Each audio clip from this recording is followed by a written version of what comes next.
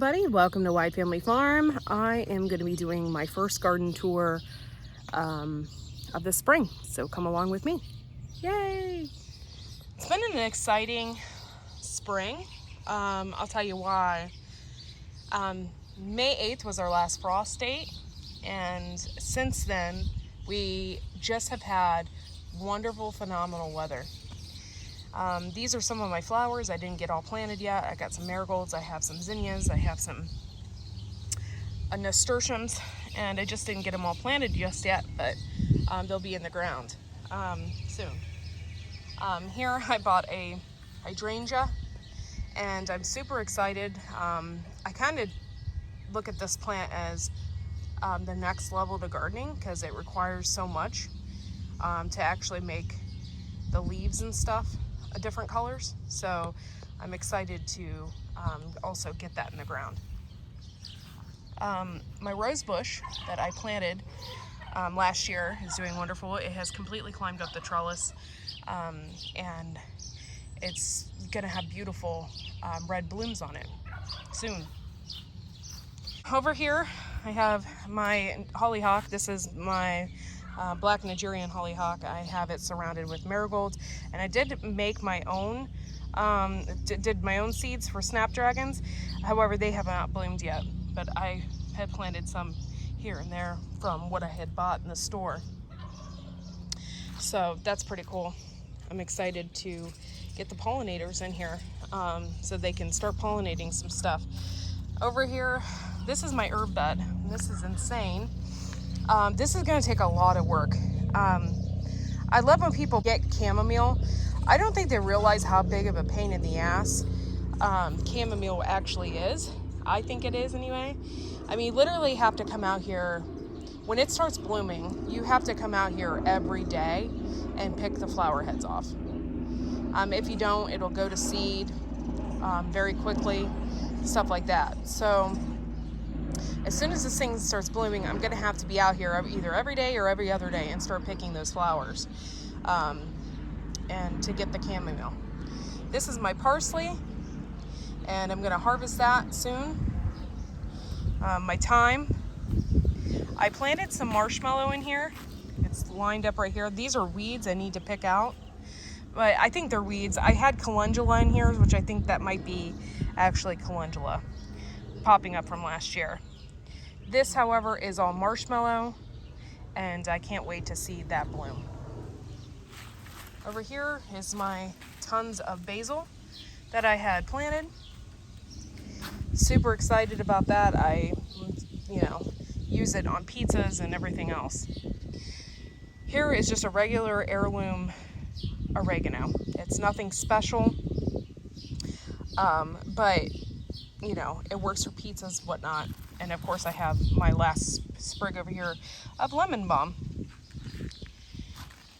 And let's go ahead. I have my strawberry planter planted, and I already have some strawberries on it. It's pretty cool. I planted a bunch of roots on the top of it. One thing I don't want to do is just plant these in a bed, because then you waste a lot of garden space. I mean, I really like strawberries and all, but I just don't want to waste the space on them. And if you plant them in a planter, you don't waste that much space. Peppers in the ground. We had a big issue. I don't know if you guys know, but we did have a huge issue with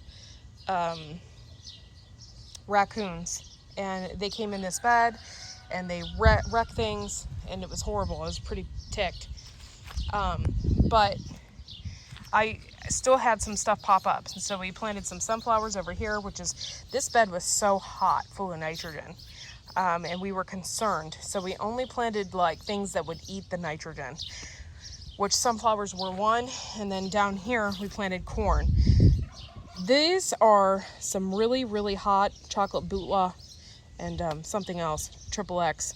I can't remember what he did, but this is from last year, and he planted those in the ground. These are also some peppers. These are all really hot peppers. I don't even touch them or go near them. Back here we also have, you can see easily, we have some sunflowers here, And we did plant some corn. Ginger Ninja gave us some corn a while back. And also, I was super excited because I had some blue popcorn, which I've never grown popcorn before, but it'd be super cool to like maybe put it on the campfire or in a pod or something like that. So I did grow some blue popcorn, and it's in here. But we did have issues also with the raccoons. They dug up a whole section over here. So we'll see if we get a whole lot of stuff. I had bought some horseradish, and I dedicated this square to it. It's exciting. I can't wait to get some roots off of that.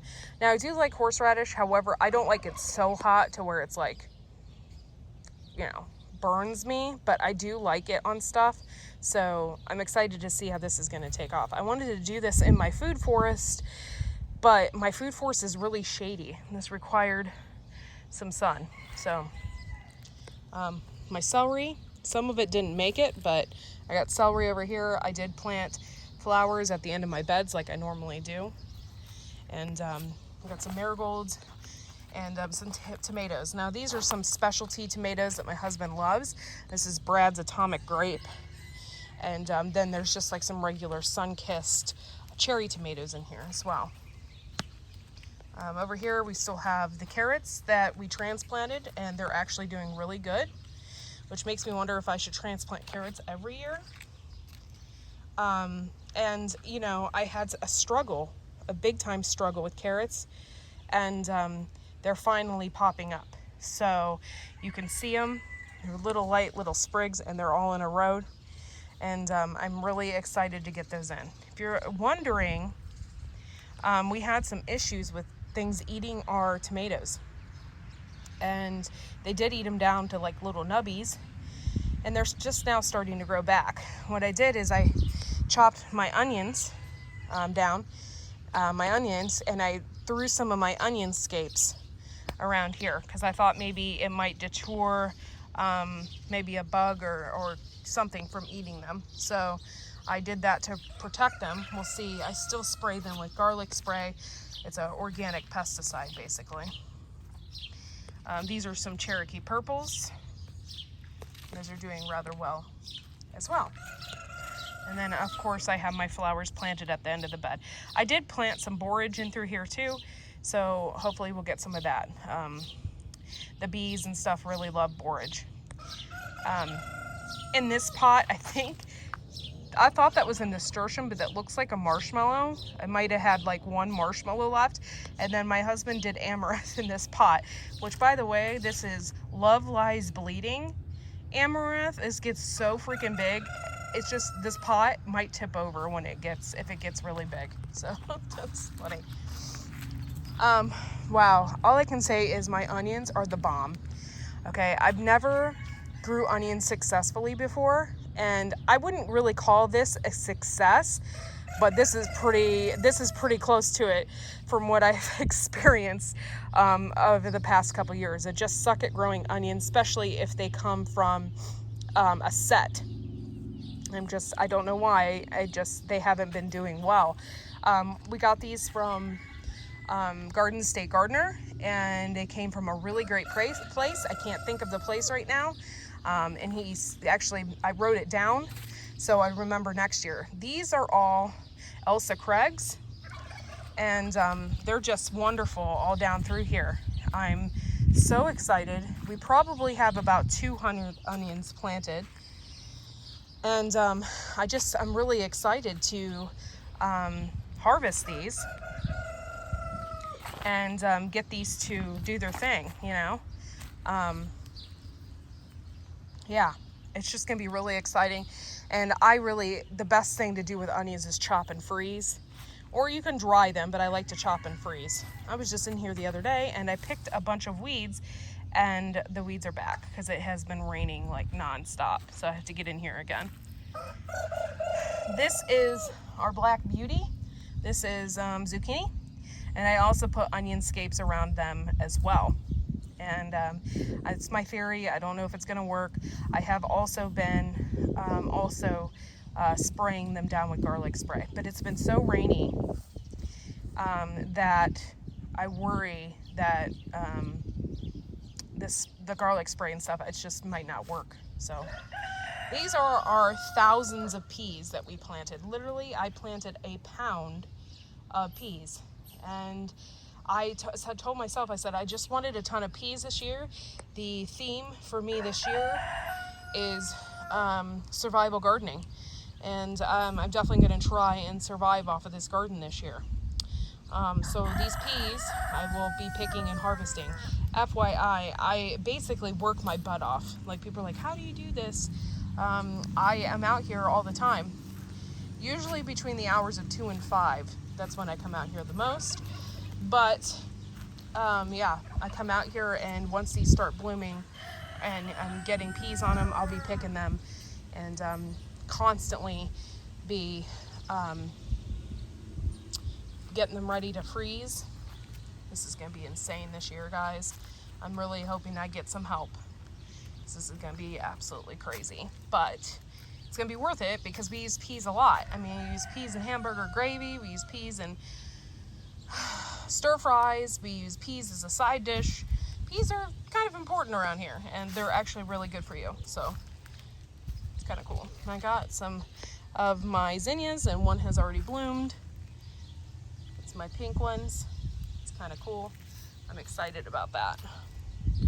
Now, I just did a ton of research on valerian root. I'm so glad that I planted it in my garden. This is going to bloom, and I've never seen the blooms of it, but I was told that valerian root really brings in the pollinators. So it's blooming, it's ready to go. I'm so excited.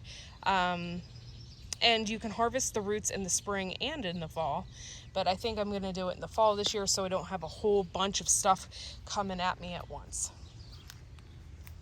I planted some cilantro in here. Chives, I got chives in here, and this is my hot and spicy oregano. This is hot and spicy oregano, and yeah, I love this stuff. It tastes and smells just like pizza. It's the best. I've got some more zinnias planted in this pot. This is where I killed my lemon balm, and it was by accident. So I got some flowers planted in there. Over here is my lettuce bed, and it's doing pretty good. I got some Tom Thumb in there, and of course this is Rocky Top, and I can't wait to harvest that and eat that. Over here is radishes. I'm excited that they even did anything. I planted them and nothing came up, and then we had some issues. So I have some just like regular globe radishes, and then over here I have the daikon wasabi that I got for free from Baker Creek. In this center, I just literally planted it. I planted some dill, some mammoth dill in the center of this. We had a high wind yesterday, so some of my peas blew over, and but I do have some nasturtium as well planted in this bed. And some more peas, and I got to tie them up. I have been tying them up just to kind of keep them out of my onion bed. Over here I have some kales and stuff like that in here. A dinosaur kale. I don't know if it's really going to make it. It's been really super hot. This stuff I would have planted probably by the end of March. I should have done it, and I just didn't. And yeah, I probably should have. I hope it makes it, but you know, it's a thing. It's an experimental thing. I thought for sure that I killed my mint in here, but this is spearmint, and it's actually came back, so it's pretty cool. This is my asparagus bed, and I had raccoons digging in it. I need to kind of pick the weeds, but the asparagus in here, I planted the purple asparagus, and it's actually went to seed already, and you don't pick it in its second year. You wait, so probably by the third year I'll get it and be eating it. I have a whole case of asparagus, and I probably will plant some more roots in here as well. Over here we have some more peppers. These are the lunchbox peppers, which I absolutely love. They're great with cream cheese. Probably one of my favorite varieties of peppers. So I have those in here. Peppers, they say, love to touch themselves. Like they like to reach out. They like to have that. So we planted them a little closer together. Of course, I have squash over here. This is spaghetti squash, and I already see that it's riddled with bugs. So I'm probably going to come out here and spray. This looks more to me, doesn't look like cucumber bugs or anything like that. It looks more to me like flea beetles. So I'm probably going to come out here and spray. And actually, there's a cucumber bug right there. You guys see it? I'm going to come out here. Like, it's okay to see one or two, but I don't want this riddled with them. So I'll come out here and spray and see, you know, if it works. I never had any like squash or anything in this section before, so maybe they won't know it's here. We'll see. My husband chopped down all the raspberry bushes, so these are all the raspberries all through here, and they'll be bouncing back here before too long. Our tomatoes, what a disaster, right? We had some major issues with raccoons just coming in and decimating our entire tomato section. And so far, so good. They're not even yellow, which I'm surprised. I thought maybe they would have suffered from some kind of root issues, but we don't. We have some holes that are empty, I think. But for the most part, our tomatoes are doing really, really, really good. And I'm excited to see that. We're supposed to get a bad thunderstorm today, and it even said possible hail. That would be it for us. But I hope we don't get any hail. But yeah, we got a ton of tomatoes planted already before Memorial Day. This is insane. This usually doesn't happen. Of course, we got my chocolate mint here. This is orange mint, and it's coming back, and man, this smells good. It actually is all over the ground as well. So like whenever you walk or even if you mow over here, you just smell like mint everywhere. And this is Cucumber Lane. And we got a ton of cucumbers in here. And they are literally littered with cucumber bugs. I can see them right now.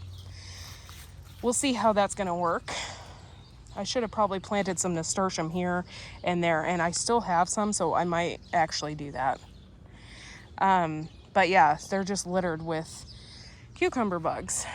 It stresses me out, but I'm going to continue to spray in hopes that, you know, we don't get them all eaten up. But I planted some nasturtium in these little holes over here. And that's pretty much it.